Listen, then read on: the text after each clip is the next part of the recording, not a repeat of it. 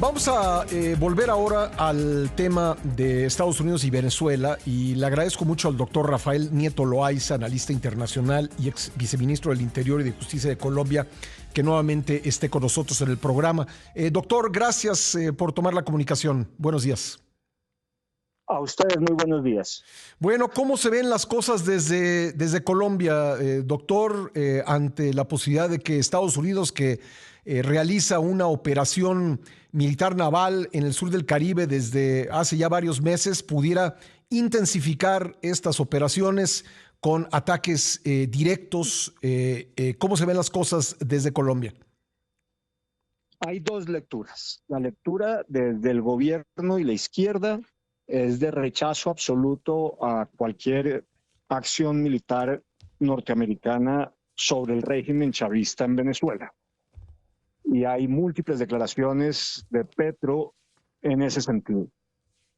Sin embargo, en el grueso de la población, esa intervención, que en principio supondría el cambio de régimen, se ve como un eventual alivio, porque los colombianos están conscientes de que muchos de los grupos violentos que operan en el territorio nacional encuentran refugio, aprovisionamiento logístico, apoyo político desde territorio venezolano con complicidad de las Fuerzas Armadas Bolivarianas y otros cuerpos de seguridad chavistas. Así que la lectura es doble y depende de con quién se converse, de con quién se hable. ¿Podríamos decir que polarizada, doctor? Sí, hay ciertamente una cierta polarización, pero me atrevo a sostener que la posición del gobierno es claramente minoritaria y en cambio mayoritaria los que piensan que es fundamental que haya un cambio en el régimen chavista, que retorne la democracia, y además están convencidos en esa mayoría que el retorno a la democracia en Venezuela supone un alivio también para Colombia por las presiones de carácter autoritario que tienen Petro y algunos de la izquierda más radical que lo acompañan.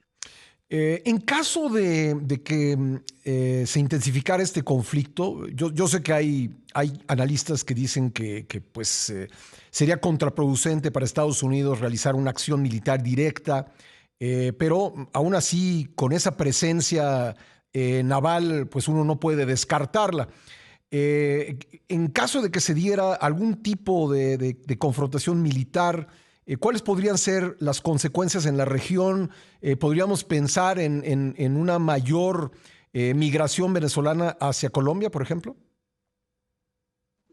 Hay varias posibilidades en relación con la acción militar de los Estados Unidos, digamos, son niveles distintos. En principio, lo que los analistas descartamos es que haya una operación de invasión o de participación de un número sustantivo de tropas norteamericanas sobre el territorio venezolano, a la manera, por ejemplo, de lo que ocurrió en Panamá y con Noriega. Ese escenario está descartado porque el número de hombres que necesitarían los Estados Unidos para hacer esa operación no lo tienen en este momento en el Caribe. Recordemos que la operación en Panamá inició con 20.000 hombres y se agregaron 10.000 después.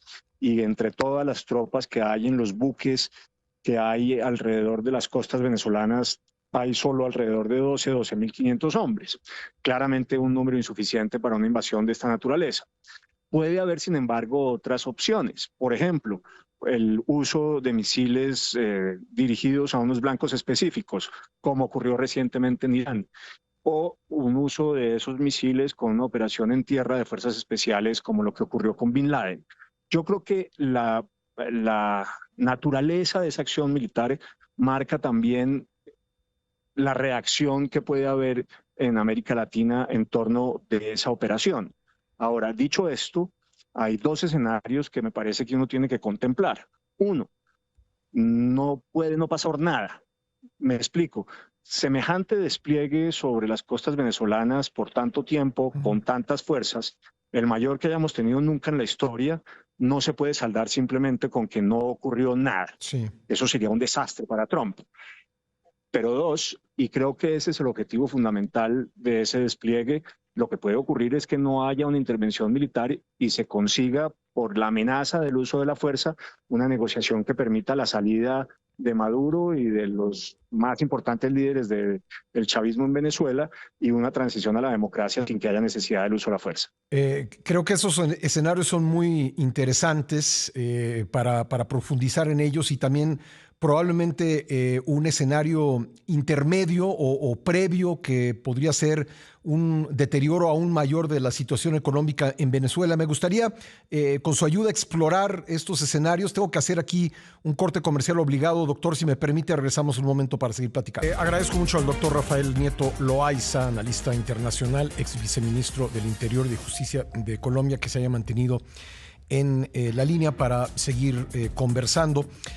Doctor, decía usted que, bueno, haciendo escenarios, existe el escenario de que no pase nada, que se ve, coincido yo con usted, improbable ante el despliegue militar que existe, y luego el escenario en el que se vea obligado a dejar el poder Nicolás Maduro, aceptando la oferta de Bielorrusia, podría ser una solución, o no sé, a lo mejor alguna otra, pero que finalmente deje el poder.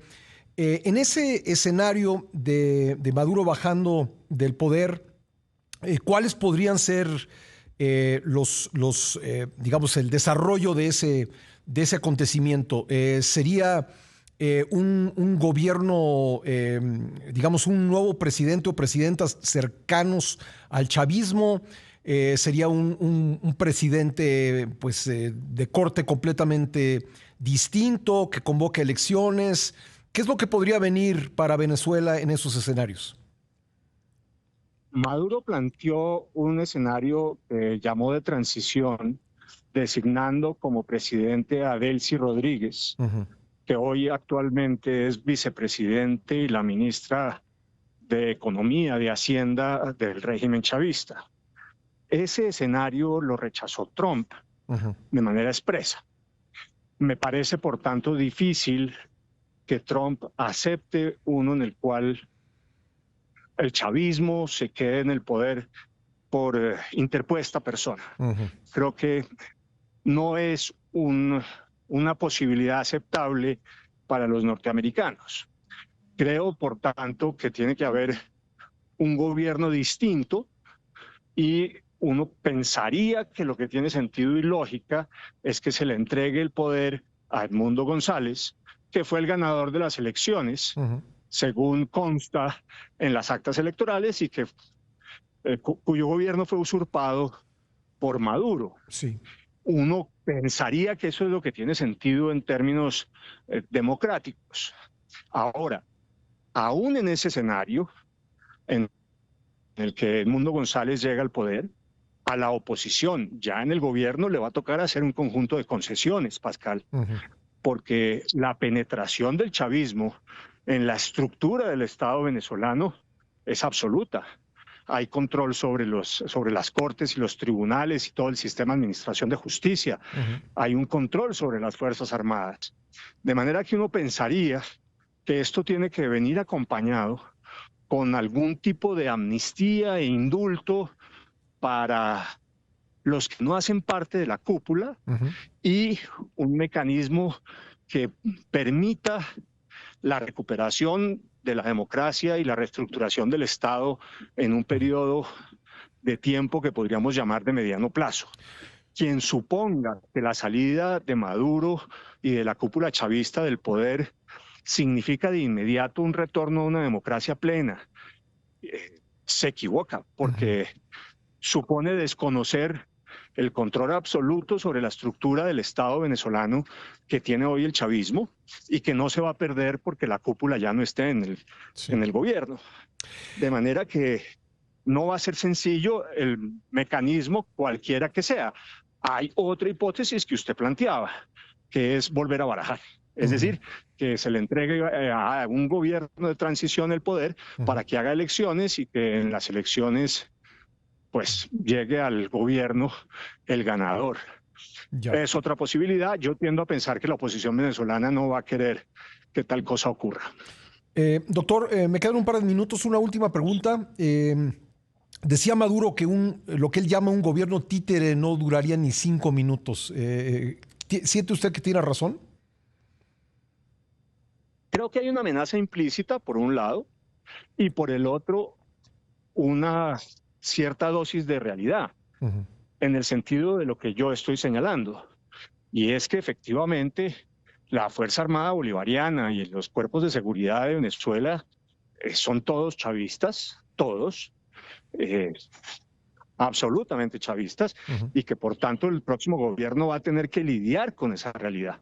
Algo parecido a lo que ocurrió hace ya muchos años en Nicaragua, cuando ganó las elecciones Violeta Barrios y los sandinistas tuvieron que entregar el poder.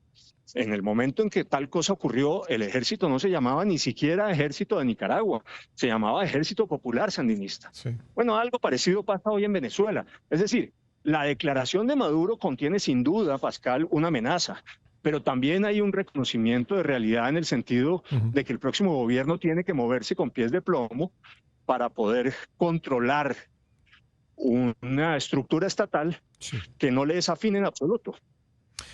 Bueno, pues estaremos atentos, desde luego, doctor, en estos días de lo que ocurre allá en Venezuela y las repercusiones regionales que puede tener. Le agradezco mucho que nos haya acompañado este día.